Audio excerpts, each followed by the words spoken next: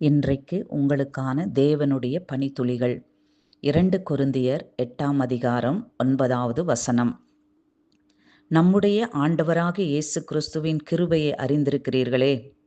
அவர் ஐசுவரியம் உள்ளவராயிருந்தும் நீங்கள் அவருடைய தரித்திரத்தினாலே ஐசுவரியவான்களாகும்படிக்கு உங்கள் நிமித்தம் தரித்திரரானாரே.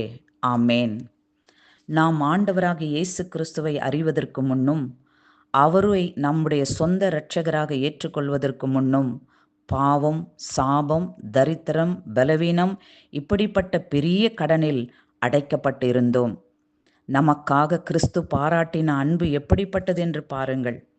அவர் ஐஸ்வர்யம் உள்ளவராயிருந்தும் பாவம், சாபம், பலவீனம் என்கிற தரித்திரத்தில் வாழ்ந்து கொண்டிருந்த நம்மை நீதிமானாக்கும்படி, பலம் உள்ளவர்களாய் ஆக்கும்படி, ஐஸ்வர்யவான்களாக்கும்படிக்கு நமது நிமித்தமே இயேசு கிறிஸ்து மரத்திலே தூக்கப்பட்டு தரித்திரரானார். பிரியமானவர்களே, இன்று இப்படிப்பட்ட குறைவுள்ளவர்களாய் கைவிடப்பட்ட நிலையில் கட்டப்பட்டிருக்கிறீர்களா?